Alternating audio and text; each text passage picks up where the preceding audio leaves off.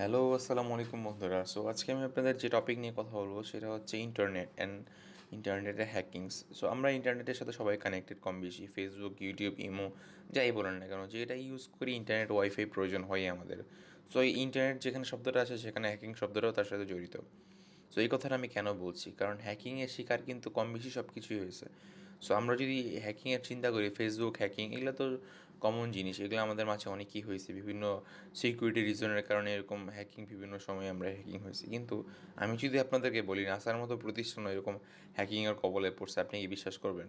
হ্যাঁ, ব্যাপারটা এরকমই হয়েছে। 2002 সালে ম্যাকলোনি নামে একজন ব্যক্তি যে আপনার একটা রিসার্চ করতেছিল। রিসার্চটা ছিল কিছুটা আপনার এই যে এলিয়েন নিয়ে, যে আমাদের মহাবিশ্বের মধ্যে কোনো এলিয়েন আছে কি না, তো সেই সম্পর্কে রিসার্চ সে করতেছিল।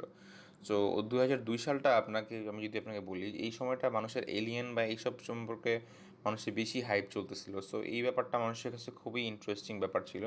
সো তিনি সেই সুবাদে সেই ব্যাপারে রিসার্চ করেন, অ্যান্ড রিসার্চের ফলে উনি যে জিনিসটা পান সেটা হচ্ছে তার সবচেয়ে বড় যে সোর্স নাসা। যেহেতু নাসা পৃথিবীর বাহিরেও জিনিসগুলো নিয়ে তারা গবেষণা করে, যেহেতু তারা বিভিন্ন গ্রহে যায়, গ্রহে গিয়ে গবেষণা করে। সো তার মানে তাদের কাছে সবচেয়ে বড় সোর্স থাকলেও থাকতে পারে।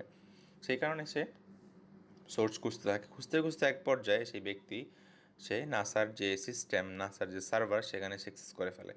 সেখানে আমি আপনাকে যদি বলি, এটাকে যদি আপনি হ্যাক বলেন, ব্যাপারটা একটু হ্যাক বলবেন না কি বলবেন, আমি আপনাদেরকে ব্যাপারটা ক্লিয়ার করি। সেটা হচ্ছে সে ব্যক্তি আপনার যখন সে এই নাসার সিস্টেমে ঢুকে, তখন কিন্তু এই যে কম্পিউটারেতে ঢুকে ব্যাপারটা কিন্তু পাসওয়ার্ড প্রোটেক্টেড ছিল না। যদি আপনাকে আমি বলি যে আপনার বন্ধু আপনার ফেসবুক অ্যাকাউন্টে ঢুকে আপনার বাসায় যে কম্পিউটার ছিল সেটাতে আপনি ফেসবুক লগ আউট করেন, অ্যান্ড আপনার বন্ধু গিয়ে সেখানে ফেসবুক চালানো শুরু করছে, এটাকে আপনি হ্যাক বলবেন?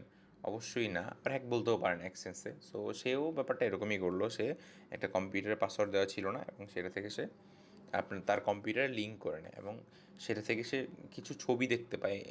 যে ছবিগুলোতে এরকম দেখা যাচ্ছিল যে কিছু স্ট্রেঞ্জ, মানে কিছু অদ্ভুত জিনিস আপনার আকাশে ঘোরাঘুরি করতেছিল, এবং কিছু অদ্ভুত ভেহিকেল। ওই সময়টাতে যেরকম আমরা প্লেন, রকেট, এগুলো তো আমরা সব কম বেশি সবাই পরিচিত, কিন্তু এমন ছবি যেটা কিছুটা ইউএফওর মতো দেখতে, কিছুটা আপনার ওই যে এলিয়েন স্পেস এগুলোর মতো দেখতে। সো এই ছবিটা সে যখন পায়, সব ধরনের ছবি যখন সে পায়, তখন নাসা নোটিস করতে পারে যে না, কেউ একজন তাদের সার্ভার সিস্টেমে অ্যাক্সেস করে আছে। তখন তার সাথে সাথে সে অ্যাক্সেস অফ করে দেয়।